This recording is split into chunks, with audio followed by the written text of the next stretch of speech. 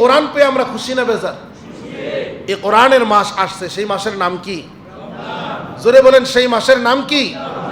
রমজান। সেই মাসের নাম হলো রমজান। এই রমজান আমাদের জন্য কল্যাণ নিয়ে আসছে। আমরা কি সেই কল্যাণ রমজান থেকে গ্রহণ করতে পারবো? নাকি রমজান পেয়েও আমরা কল্যাণ হারিয়ে বসবো? কল্যাণ নিতে চাই তো নাকি? আজকেই নামাজ পড়ে গিয়ে দোকান থেকে বোট, তারপরে আলুর চপ বেগুনি বানাবার জন্য যা কিছুর দরকার, রমজানে মাছ কি লাগবে, গোশত কি লাগবে, খাসি কয় কেজি লাগবে, গরু কয় কেজি লাগবে, এগুলো ভালো করে পেঁয়াজ রসুন আদা তেল এগুলো স্টক করতে হবে, কারণ রমজানে খাইতে হবে না।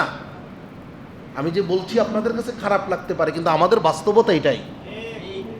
আমাদের প্রস্তুতিটা রমজানের এটাই। এই প্রস্তুতি নিয়ে বসে আছে আমরা। না, রমজান আসে নাই আপনাকে খাওয়ার প্র্যাকটিস করার জন্য।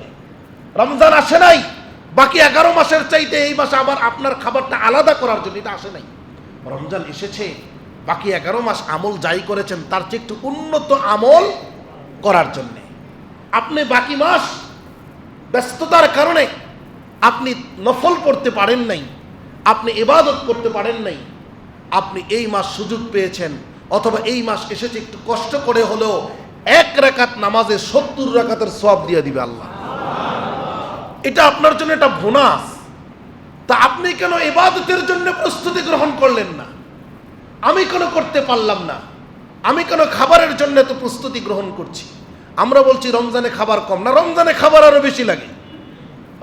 রমজানে মুসলমান, বাঙালি মুসলমান খাবার অন্য মাসের চেয়ে 3 গুণ বেশি খায়। তাহলে রমজানের জন্য আমি কি প্রস্তুতি নিলাম? রমজান কি এসেছে আমাদেরকে পেটুক বানাবার জন্যে, না তাকওয়াওয়ালা বানাবার জন্যে?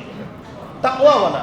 আল্লাহ পাক বলছেন, ইয়া আইয়ুহাল্লাযীনা আমানু কুতিবা আলাইকুমুস সিয়ামু কামা কুতিবা আলাল্লাযীনা মিন ক্বাবলিকুম লাআল্লাকুম তাত্তাকুন। বলেন আল্লাহু আকবার। রমজান মাস এসেছে, আল্লাহ রাব্বুল আলামিন বলেন, হে ঈমানদারগণ, তোমাদের প্রতি রোজাকে ফরজ করা হয়েছে, যেমনি ফরজ করা হয়েছিল পূর্ববর্তী ঈমানদারদের জন্য, তোমাদের জন্য সেইভাবে রোজাকে ফরজ করা হয়েছে। এই রোজা কেন তোমাদের জন্য এসেছে জানোনি?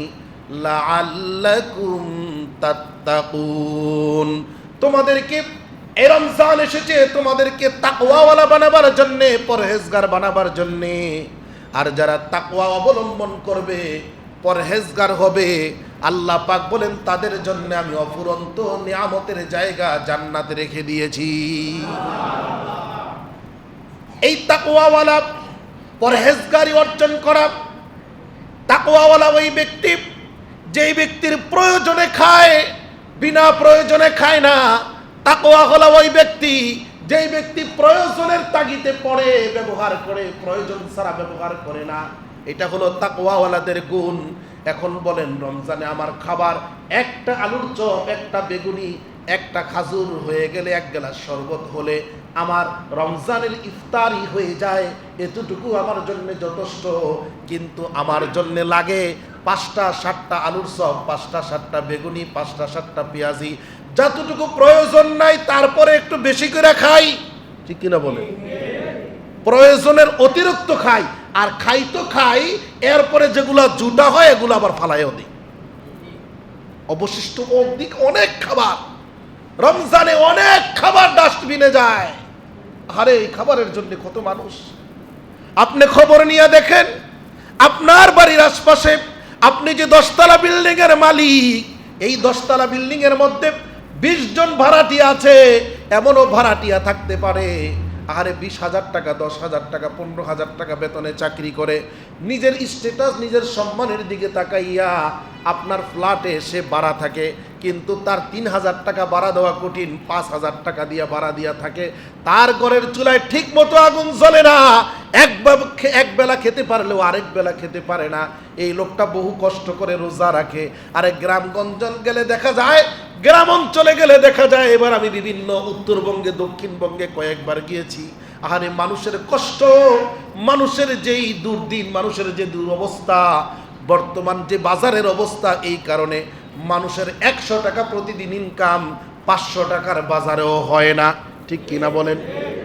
রমজান এসেছে, যদি সত্যিকারে রমজানের জন্য নিজেকে প্রস্তুত করতে চান, রমজান এসেছে তাকওয়া দেওয়ার জন্যে, রমজান এসেছে আপনাকে আল্লাহ ভীরু বানাবার জন্যে, আল্লাহর সাথে সম্পৃক্ত করার জন্যে।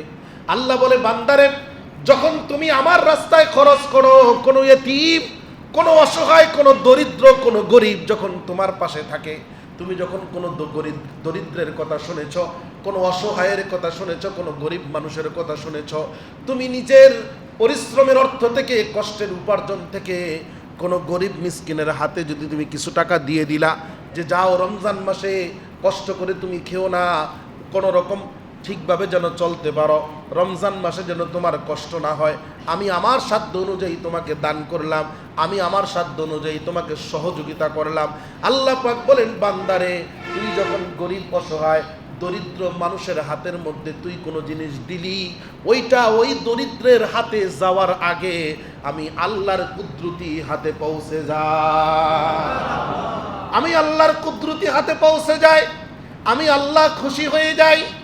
এত বেশি খুশি হই রে বান্দা, এত বেশি খুশি হই, আমি চাইলে ওই লোকটাকে ধনী বানিয়ে দিতে পারতাম, আমি চাইলে দুনিয়ার সমস্ত মানুষকে একসাথে অভাব মুক্ত করে দিতে পারি, কিন্তু এটা হলো পরীক্ষার জায়গা, পরীক্ষার হল, যেহেতু পরীক্ষার প্রশ্নের উত্তর শিক্ষক জানলেও ছাত্র যদি ভুলও লেখে, শিক্ষক কিন্তু বলে দেয় না।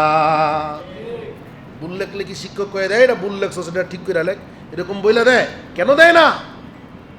বলে না দেওয়ার পেছনে কারণ হলো, এটা পরীক্ষার হল, এটা পরীক্ষার জায়গা। আমি আল্লাহ কাউকে গরিব বানাইছি, ধনীদেরকে ধন দিছি, কাউকে গরিব বানাইছি এই জন্যে সে যেন ধৈর্য ধারণ করে সবর করে, এটা হলো তার জন্য পরীক্ষা। সে যদি ধৈর্য ধরতে পারে সে কল্যাণকামী হবে, আর যাকে ধন দিয়েছি এই ধন পাইয়া যেন সে শুকরিয়া আদায় করতে পারে। শুকরিয়া মানে আলহামদুলিল্লাহ বিষয়টা এমন না। এমন অনেক মানুষ আছে, ধন সম্পদের মালিক, টাকা পয়সার মালিক, সুস্থ দেহের মালিক, গর্ব করে, গর্ব। গতকালকে এক ব্যক্তি গর্ব করে বলতেছে যে আমি এই চাকরি কইরা পৌরসভার ভিতরে একটা বাড়ি করছি, 30 লাখ টাকা খরচ করছি, এই করছি, সেই করছি, অনেক কিছু বলল। আলহামদুলিল্লাহ, আলহামদুলিল্লাহ বলতেছি। আমি দাঁড়ানো তো, আমি আবার উল্টা পাল্টা দেখলে একটু হাসি মুখে হইল বইলা ফেলাই। আমি বললাম যে ভাই একটু দাঁড়ান, আপনি যে বললেন যে শুকরিয়া আদায় করলেন, এই শুকরিয়া আল্লাহ 2 পয়সার মূল্য দিবে না। বলে কেন? আমি বললাম যে ভাই আপনি যে নামাজ পড়েন না এটা আপনি জানেননি। যে নামাজ তো পড়ি না, তো নামাজ না পড়লে আল্লাহ যে আপনাকে এত নিয়ামত দিল, আলহামদুলিল্লাহ বললে শুকরিয়া আদায় হবে? শুকরিয়া আদায়ের অর্থ হলো আল্লাহ আপনাকে ভালো রাখছেন, আল্লাহ আপনাকে নিয়ামত দান করছেন, আর আপনি আল্লাহর হুকুম পূর্ণ করবেন, এটার নাম হলো শুকরিয়া। আজান দিছে মসজিদে, বাড়িওয়ালা বাড়ির মধ্যে থেকে আজান শুনছে, শুই না আজানের জব দিছে, কিন্তু মসজিদে আয় নাই, নামাজ পড়ে নেই। এটাকে আজানের জব হইছে? আজানের জব হয় নাই। আপনি আজানের জব দেন, কিন্তু আজানের ওয়াজিব জব হলো যে আপনি মসজিদে আইসা জামাতের সাথে সময় মতো নামাজ আদায় করা, এটা হলো পরিপূর্ণ জব।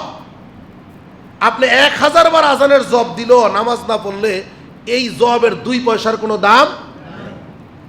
কিন্তু শুকরিয়া কোনটাকে বলে এটাও আমরা বুঝি না। খালি আলহামদুলিল্লাহ বললে হবে না। আলহামদুলিল্লাহ মানে হলো সকল প্রশংসা আল্লাহর জন্য। তো আল্লাহর জন্য যে প্রশংসা, ফজরের নামাজের সময় যা মসজিদে আজান দিল আল্লাহকে সাজদা দেওয়ার জন্য, তখন যে পড়লা না, তখন প্রশংসা কার আদায় করলা? জোহরের সময় যে আদায় করলা না নামাজটা, তখন কার প্রশংসা আদায় করলা? শয়তানের। আল্লাহর হুকুম তো মানলা না। আল্লাহ পাকের পরিপূর্ণ হুকুম আদায় করতে পারার নামই আলহামদুলিল্লাহ। পরিপূর্ণ চেষ্টা করার নাম কি? আলহামদুলিল্লাহ। তাহলে রমজান পাইয়া আমরা কি খুশি? তাহলে শুকরিয়া আদায় করতে রাজি আছি? তো শুকরিয়ার অর্থ কি? বেশি বেশি করে ইফতার খামু আর সেহরি খামু পাড়া প্রতিবেশী গরিব মানুষের খবর, এটার নাম শুকরিয়া নয়। হ্যাঁ খাবেন, ইফতার খাবেন, সেহরি খাবেন, আপনি রোজা রাখবেন, এটা আল্লাহর শুকরিয়া। কিন্তু এমন এই অবস্থায় যায়েন না যে অতিরঞ্জিত হয়ে যায়। আপনার কাছে তৌফিক নেই, আপনি সহযোগিতা করতে হবে না, কিন্তু আপনি একটু আফসোস করবেন, দুঃখ প্রকাশ করবেন, আল্লাহ আমার কাছে নাই, থাকলে দিতাম, তুমি আমাকে নিয়ামত বাড়াইয়া দাও, আমি যেন তোমার বান্দাদের সহযোগিতা করতে পারি। আল্লাহ বলেন তোর কাছে থাকলে দান করলে যেটা পাইতি, এই যে না থাকার কারণে আফসোস করছস এবং নিয়ত করছস আমি সেটা দিয়ে দিব। এই জন্যে রমজান আসতেছে তাকওয়া বানাবার জন্যে, পরহেজগারি অর্জনকারী বানাবার জন্যে। আমরা কি তাকওয়া পরহেজগারি অর্জন করতে চাই ইনশাআল্লাহ?